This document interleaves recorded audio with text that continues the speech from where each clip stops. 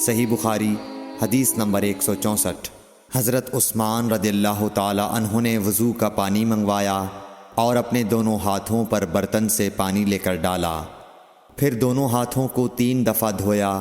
پھر اپنا داہنا ہاتھ وضو کے پانی میں ڈالا، پھر کلی کی، پھر ناک میں پانی دیا، پھر ناک صاف کی، پھر 3 دفعہ اپنا منہ دھویا اور کوہنیوں تک 3 دفعہ ہاتھ دھوئے، پھر اپنے سر کا مسح کیا، پھر ہر ایک پاؤں 3 دفعہ دھویا،